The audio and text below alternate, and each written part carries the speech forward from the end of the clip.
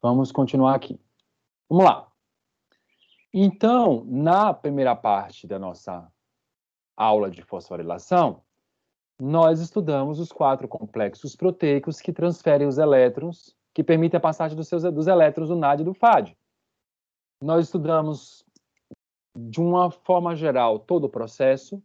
Nós vimos de complexo para complexo, suas características e especificidades. Nós estudamos a passagem dos elétrons de cada um deles. E agora nós vamos estudar a síntese da molécula de ATP e também estudar as lançadeiras para fechar a nossa aula de hoje. Então, até umas 11 horas eu consigo fechar isso aqui, as lançadeiras e o complexo 5, ok? Então, vamos lá para a gente poder continuar. Bom, já entendemos que o complexo 5, ele é o complexo envolvido na produção de ATP. E também nós já entendemos, na primeira parte da nossa aula, que para gerar ATP é necessário um gradiente de prótons. É necessário um acúmulo de hidrogênios no espaço entre as membranas, para que isso possa gerar a força necessária que vai impulsionar a síntese da molécula de ATP. Nós sabemos que o hidrogênio ele é bombeado, ou ele sai da matriz para o espaço das membranas, através da energia do elétron. E agora a gente vai entender como é que funciona essa síntese de ATP. Aqui eu tenho uma representação da organela da mitocôndria, mostrando que o espaço entre as membranas possui uma alta concentração molar de hidrogênios e a matriz mitocondrial possui uma baixa concentração molar de hidrogênios.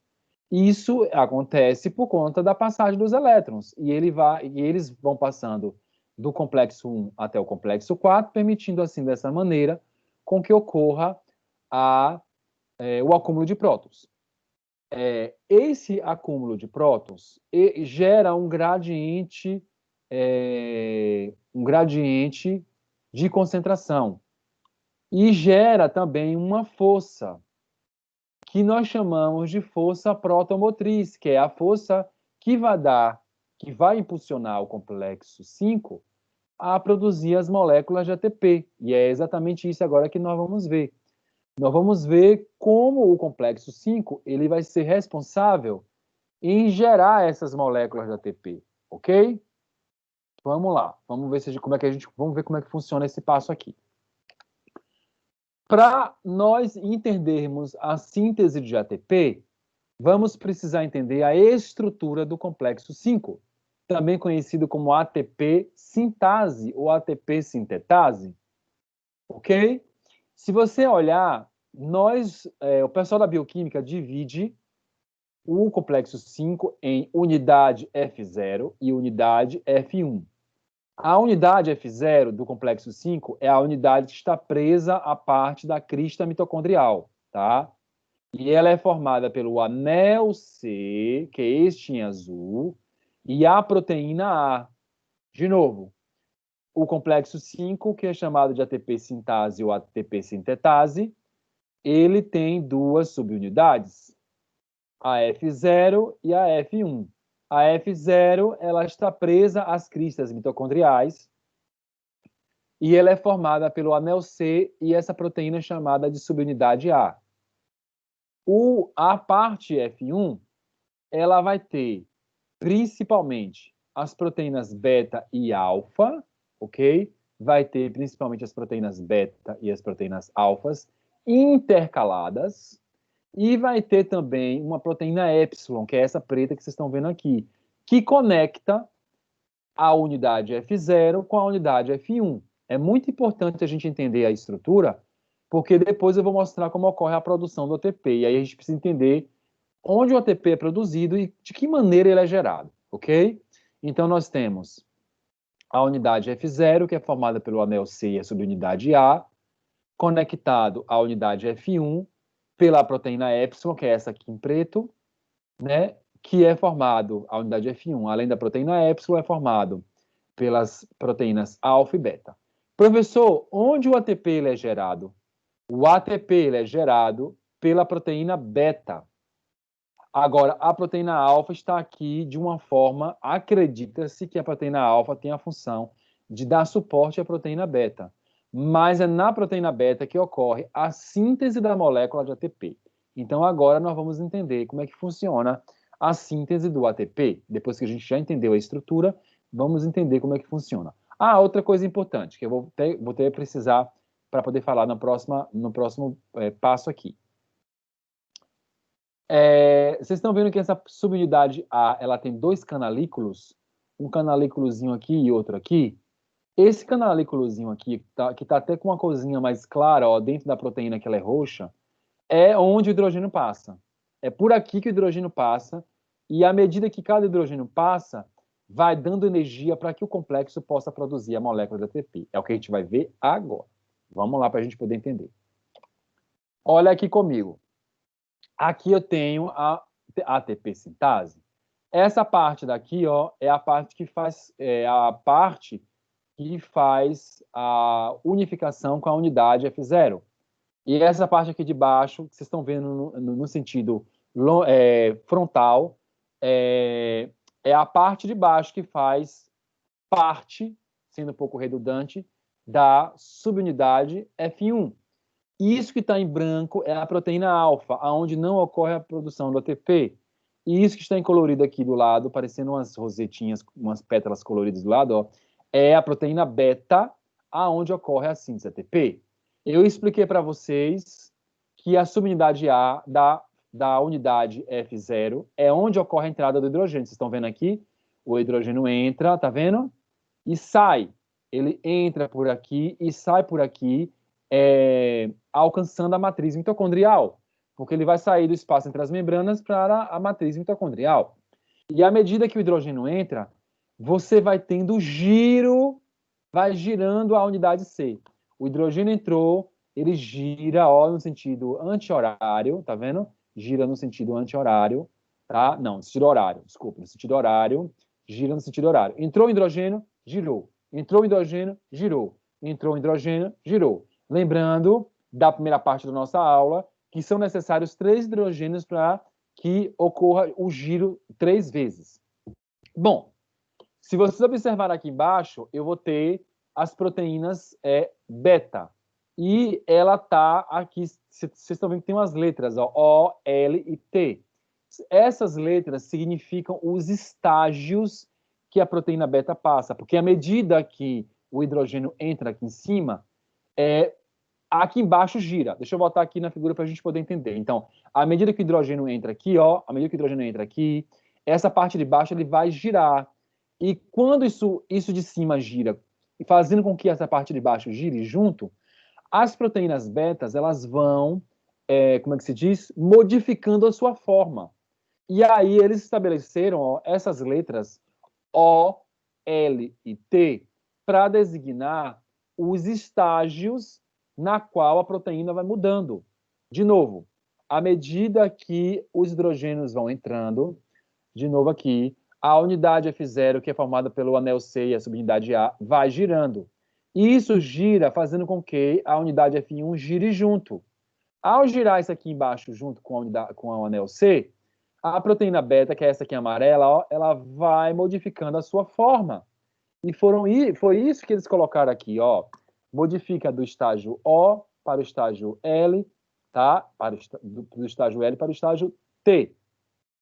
Eu vou descompartilhar aqui rapidinho e vou escrever isso no meu quadro para que vocês possam entender o que é isso aqui, para facilitar a compreensão de vocês.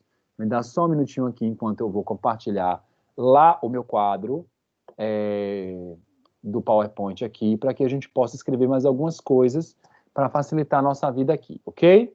Vamos lá. Vamos lá, vamos ver aqui. Observe aqui comigo. Vamos botar aqui um subtítulo, eu vou colocar assim, ó. Estágios da proteína beta. Só para que vocês possam se situar aí também, enquanto vocês estão assistindo e anotando no caderno de vocês, ok? Então, nós temos aqui, ó, estágios da proteína beta. Bota aqui. Estágios da proteína beta da unidade F1, Ok? Nós já entendemos que é na unidade F1 que tem a proteína beta e a alfa. E é na beta que ocorre a síntese da molécula de ATP. Nós já vimos isso aqui, ok? Quais são os estágios? São 3. Nós já vimos lá. Vamos copiar aqui e colar aqui embaixo. Nós vimos que tem o estágio O. Deixa eu botar aqui. O. O, em inglês, eles trazem como open. Open dá a ideia de open, dá a ideia de fechado, tá? Open dá a ideia de fechado, ok? Dá a ideia de fechado. Então, desculpe, aberto, me perdoe, fechado não, aberto. Então, você tem uma proteína agora aberta e suscetível à entrada do ADP com fosfato inorgânico, porque quando ela está aberta, o que acontece? Entra ADP mais PI, que é o fosfato inorgânico. PI, que é o fosfato inorgânico. Peraí, PI. Ok. O estágio O, tá? O estágio O. Vamos lá para a gente poder entender aqui. O estágio O. O estágio L, que a gente viu lá, o estágio L, peraí, opa, o estágio L, tá? O estágio L, vem do inglês, isso aqui é loose. Loose pode ser traduzido como frouxo, folgado. Vou botar assim, frouxo. Desculpe, loose, estado frouxo, ok? Nesse estado ocorre a aproximação, bota assim, aproximação, tá? Do ADP mais PI, tá? A aproximação do ADP mais PI. E o último estágio, deixa eu botar aqui certinho, alinhar certinho para ficar tudo organizado aqui. E o último estágio é o estágio T. Então percebam que a proteína passa por 3 estágios. Mas por que ela passa por 3 estágios? Porque entram 3 hidrogênios, tá? E o estágio T, no inglês é o tight. Tight quer dizer, poderíamos traduzir como fechado, apertado. Vou colocar fechado, ok? Então isso aqui é quando ocorre o quê? A síntese, ó, síntese de ATP. Então é passo a passo, gente. É passo a passo aqui. De novo aqui, ó, para a gente ver se a gente entendeu. De novo, você vai ter a mudança dos estágios da proteína beta. Você vai ter a mudança do estágio O, que é open, que é aberto, entra ADP e fosfato inorgânico, olhe, loose, que é o L, frouxo. Aí nesse estágio você tem uma aproximação, né, porque o frouxo é assim, tá aberto, mas ele fecha um pouquinho, aí fica um pouco folgado. Então isso quer dizer que vai aproximando o ADP do PI e o T, que é o fechado, agora ocorre a síntese ATP. Lembrando que quando girar novamente, abre, aí vai sair quem? Vai sair ATP. Então aqui em cima eu poderia colocar entra ADP mais PI, barra, para completar a informação, barra, sai quem? ATP. Por que sai ATP aqui em cima? Porque é um ciclo. Começa entrando ADP mais PI, aproximando ADP mais PI e produzindo ATP. E depois, quando abre de novo a proteína, sai o ATP que foi produzido e entra ADP mais PI e o ciclo continua. Entenderam? Por isso que nós chamamos o mecanismo de ligação, mecanismo de ligação e troca. O que quer dizer mecanismo de ligação e troca? Quer dizer que você vai ter a ligação do ADP com o PI, formando ATP, e no futuro, depois de um ciclo, a troca, ou seja, a entrada de um novo ADP e de um novo PI e a saída do ATP produzido. Agora para a matriz mitocondrial, que posteriormente vai se deslocar para onde? Para o que posteriormente vai se deslocar para onde? Para o citoplasma. Ok? Turma, perguntas, dúvidas sobre a síntese ATP? Deixa eu voltar lá na figura. Deixa eu descompartilhar aqui e voltar lá na minha figura de novo, para a gente poder agora ver isso de uma outra maneira, tá? Para a gente poder entender. Olha aqui, vamos lá. para a gente poder entender. Olha aqui comigo, ó. A proteína, aqui você tem o anel C e a subunidade A. A proteína, o hidrogênio entra, olha aqui, o hidrogênio entra por aqui e sai por aqui. O anel C gira e vai mudando estágios, de O para L para T. Vocês estão vendo? O para L para T. O é open, aberto, frouxo e fechado. À medida que vai mudando, vai entrando hidrogênio, vai mudando, e aí você tem, olha, a saída do ATP, vocês estão vendo aqui, deixa eu ver a minha canetinha. Vocês têm aqui, ó, cadê a caneta vermelha? Ok.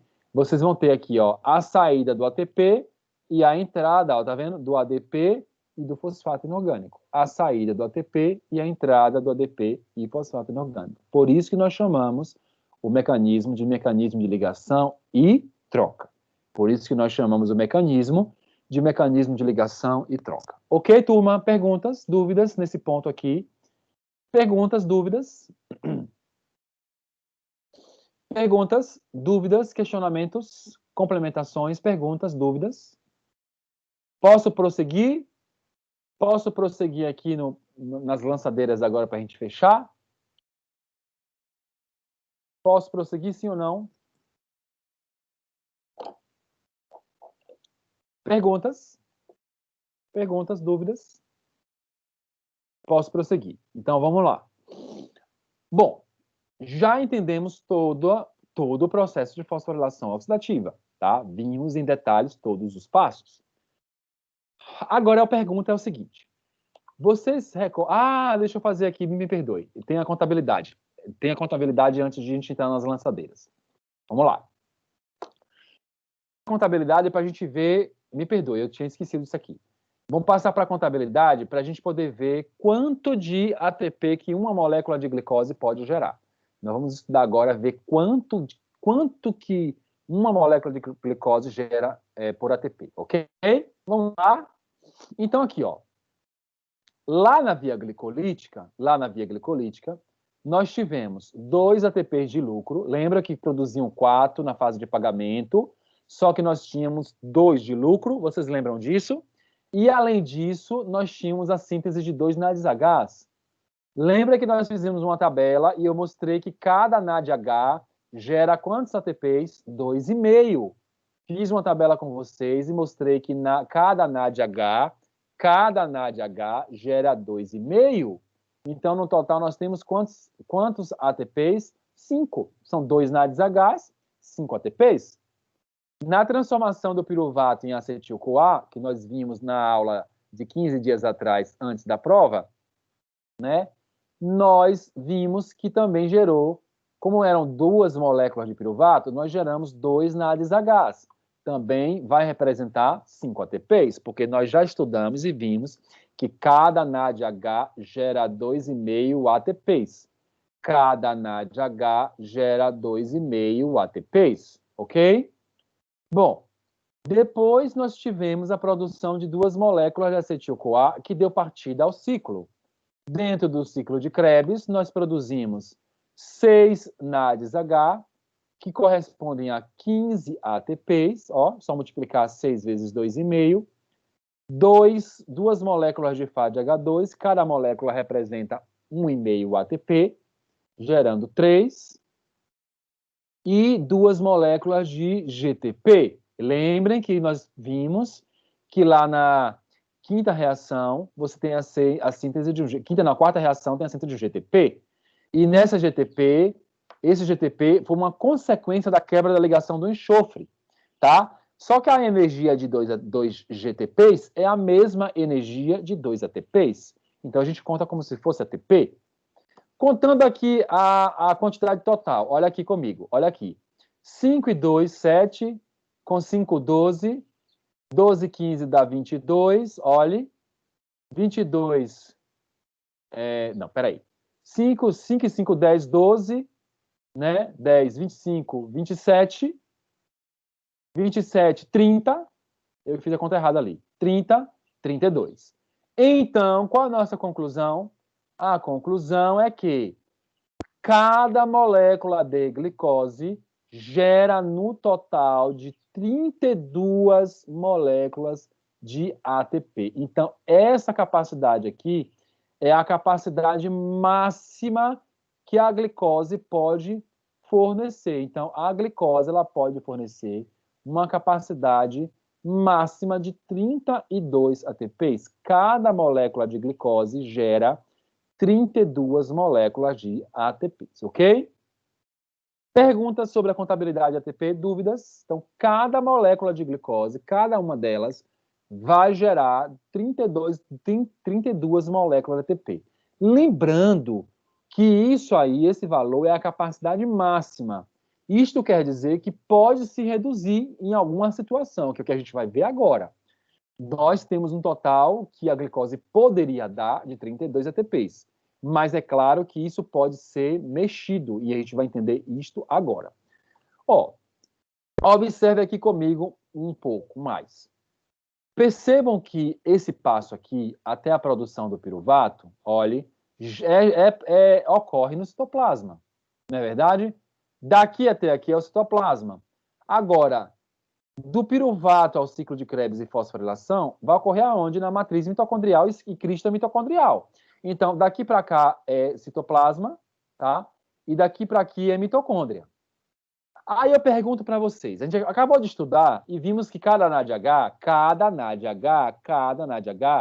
gera num total de 2,5 ATPs. Ok. Só que esse NADH aqui, esse aqui de fora, ele está no citoplasma. Esse NADH está no citoplasma, ok? Mas como é que esse NADH vai entrar na mitocôndria? Se a mitocôndria ela é impermeável para NADH, ela permite a passagem do piruvato, a gente viu isso. Ela permite a passagem do piruvato, mas ela não permite a passagem do NADH. Aí vocês vão perguntar assim para mim, professor, peraí, se esse NADH não vai para a matriz mitocondrial, por quê? Para gerar 5 ATPs, esse NADH tinha que estar na fosforilação oxidativa. Não tem como gerar ATP, esse NADH no citoplasma, ok? E o NADH ele é impermeável, a mitocôndria não deixa ele passar. Então, professor, quer dizer que a célula vai perder 5 ATPs? Perderia se ela não desenvolvesse uma estratégia. Qual é a estratégia que a célula desenvolveu? O que nós chamamos de lançadeiras. É isso que a gente vai ver agora para a gente fechar nossa aula de fosforilação oxidativa. Nós chamamos essa estratégia de lançadeiras. O que são estas lançadeiras? O que são essas lançadeiras? Vamos ver agora. A lançadeira, ela existe para pegar os elétrons do NADH que está no citoplasma e lançar esses elétrons para onde?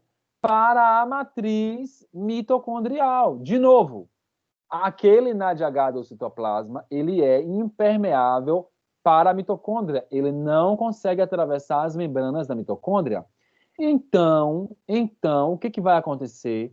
O NADH não entra, mas os seus elétrons vão entrar. Então, isso aqui, esse mecanismo é chamado de lançadeira. Então, as lançadeiras representam um mecanismo desenvolvido pelas nossas células para resgatar a energia de onde? Dos elétrons que estão aonde? No NADH do citoplasma, aqueles que foram gerados lá na glicólise, porque eles são contados na contabilidade da produção de ATP total por uma molécula de glicose.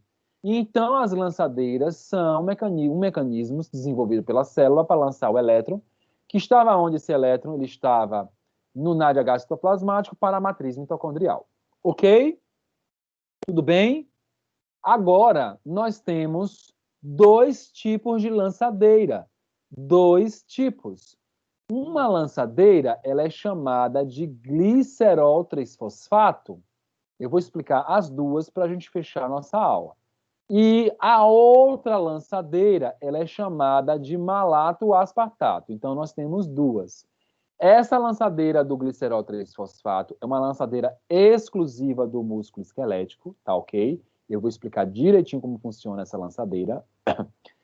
E essa lançadeira aqui, eu coloquei aqui no PowerPoint, dizendo que ela é exclusiva do coração e do fígado, mas ela é encontrada em todos os outros tecidos. Ela é bem distribuída em todos os outros tecidos. Agora, essa aqui é bem exclusiva do músculo esquelético. Tá ok, turma? Então, vamos ver, se não tiver nenhuma pergunta, vamos estudar a primeira lançadeira. Depois, a gente vai para a segunda lançadeira e a gente finaliza a nossa aula de hoje por aqui, ok? Vamos lá, vamos ver como é que funcionam essas lançadeiras. Vamos lá. Bom, a primeira lançadeira é a lançadeira do glicerol 3-fosfato. Por que tem esse nome? Porque a molécula mais importante aqui envolvida é a molécula do glicerol. E eu vou explicar para vocês agora, tá? E ela ocorre no músculo esquelético. Vamos ver como é que funciona essa lançadeira. Bom, o NADH citoplasmático, para dar início, ele precisa lançar os seus elétrons para a dihidroxiacetona fosfato. E vamos relembrar quem é essa molécula aqui. A molécula de dihidroxiacetona fosfato, ela apareceu na via glicolítica como uma intermediária da via, tá? Então, a dihidroxiacetona fosfato, ela apareceu como uma intermediária do processo da glicólise, não é verdade? Quando os elétrons do NADH entram é lançado na dihidroxacetona, por essa enzima aqui, ó, por essa desidrogenase, você tem a produção do glicerol 3-fosfato, que dá o nome ao processo, tá vendo? Tem a formação do glicerol 3-fosfato. Esse glicerol 3-fosfato, ele vai sair do citoplasma e ele vai direto para o espaço entre as membranas da mitocôndria. De novo, o NADH lança seus elétrons para a dihidroxicetona fosfato e esses elétrons convertem a dihidroxicetona fosfato em glicerol 3-fosfato. O glicerol 3-fosfato agora sai do citoplasma e vai para o espaço entre as membranas. E lá no espaço entre as membranas, nós vamos ter a mesma desidrogenase do citoplasma, mas agora a sua forma mitocondrial, tá? Nós vamos ter a mesma desidrogenase do citoplasma, mas agora em sua forma mitocondrial. E essa desidrogenase está na membrana interna da mitocôndria. O que essa desidrogenase faz? Essa desidrogenase mitocondrial? Ela vai tirar aqueles elétrons que estavam aonde no glicerol que ele acabou de ganhar e passar os elétrons para o FAD. E aí o FAD é transformado em FADH2. Aí não para por aí. O elétron que estava agora no FADH2 é passado para quem aqui? Para a ubiquinona, que está oxidada. Como são passados 2 elétrons, a ubiquinona agora se transforma em ubiquinona completamente reduzida em sua forma QH2. Completando assim a lançadeira. Por que completou, professor? Porque vocês lembram comigo, a gente acabou de ver agora, na primeira parte da nossa aula, que a ubiquinona, ao receber o elétron, ela vai direto para o complexo 3, que é o C3. Ela vai direto para o C3, tá? E aí agora o passo continua. Bom, então vamos revisar aqui de novo. Como é que funciona essa lançadeira? Primeira característica, essa lançadeira, ela lança o elétron do NAD para um FAD, para depois lançar para a ubiquinona, tá vendo? Como é que funciona isso? Primeiro o NAD lança o elétron para a dihidroxicetona fosfato, que vira glicerol. O glicerol lança o elétron para o FAD, que vira FADH2, que lança para a ubiquinona, que vira a ubiquinona agora reduzida. E daqui para frente agora ela vai lançar o elétron para onde? Para o complexo 3, que a gente acabou de ver um tempinho atrás na nossa aula de hoje. Ok? Essa lançadeira ela é importante? É, mas ela tem uma característica que é muito importante também de se destacar. Qual é essa característica, professor? É o seguinte: esta lançadeira, ela diminui a quantidade de energia que a glicose poderia fornecer. Vamos tentar entender aqui. A glicose, eu acabei de explicar para vocês, ela pode fornecer num total de 32 moléculas de ATP, ok? Isso se não tiver nenhum empecilho na liberação dos elétrons para a fosforilação oxidativa. Mas a lançadeira existe porque as lançadeiras existem porque esse NADH ele é gerado no citoplasma. Então, ele não tem como atravessar a barreira da membrana interna mitocondrial.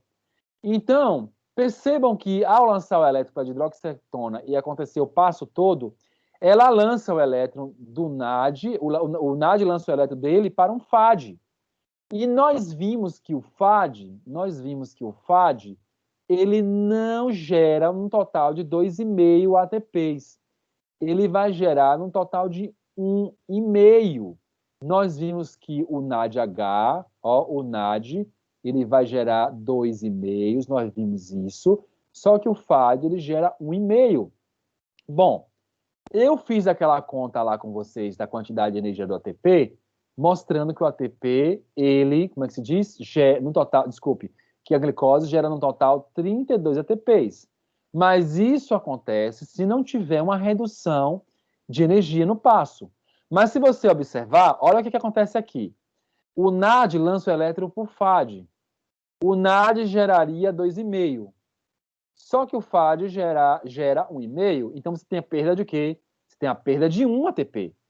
Entenderam isso aqui? Aqui está saindo de um NAD para um FAD. Aqui está saindo de um NAD para um FAD. Então, observe.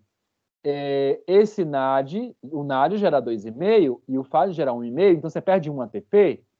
Isto quer dizer que, como são 2 NADs, eu não perco um ATP só, eu perco 2 ATPs.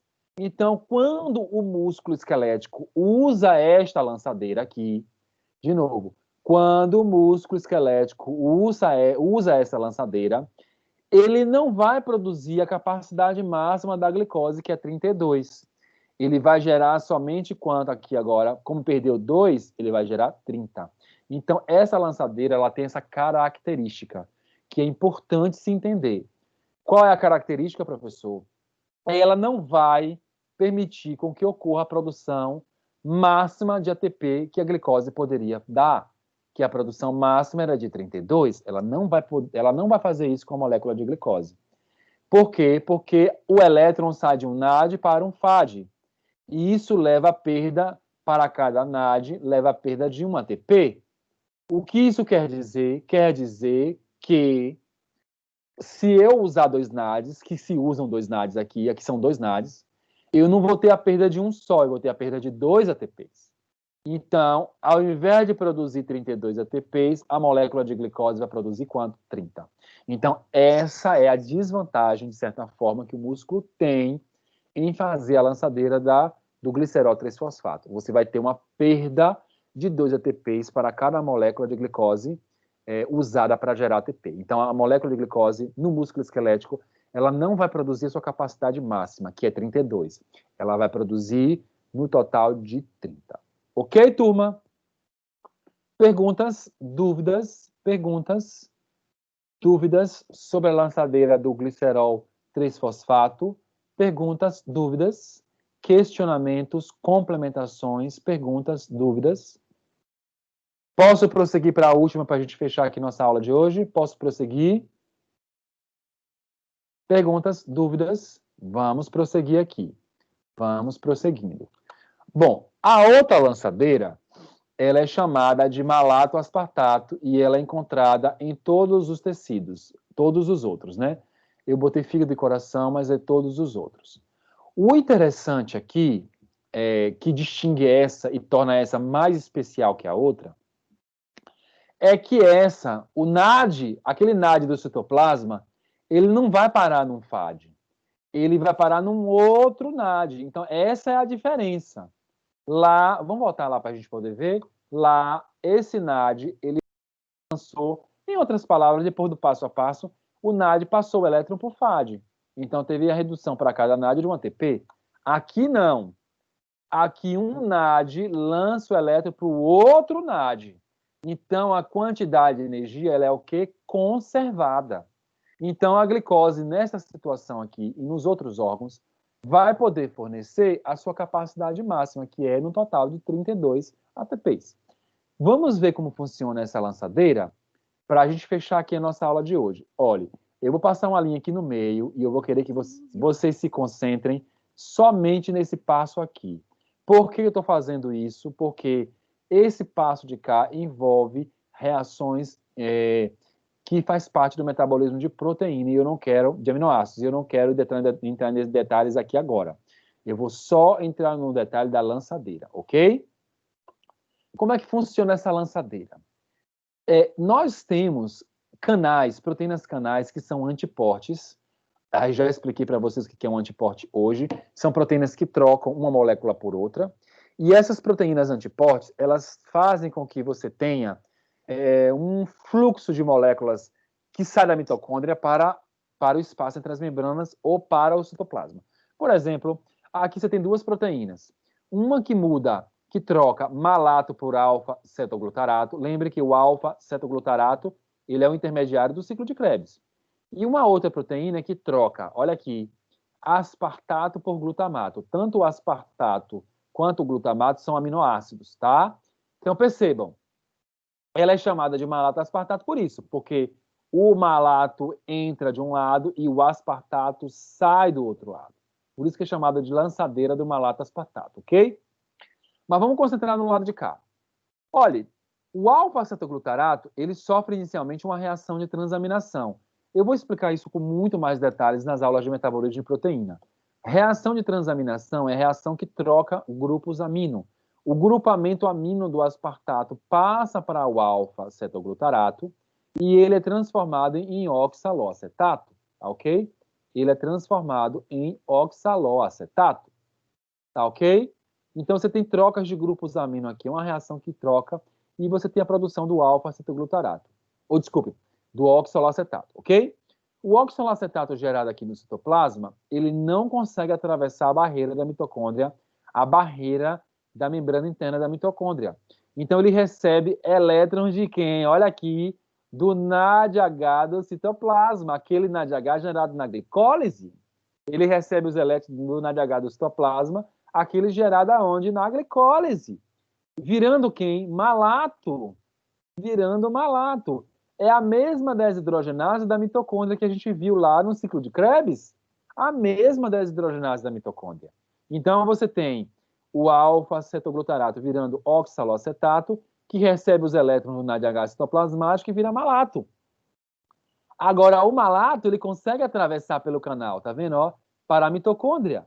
Só quando ele chega aqui, quando o malato chega na matriz mitocondrial, ele passa o elétron dele, ó, para o NAD, um NAD oxidado, que vira quem?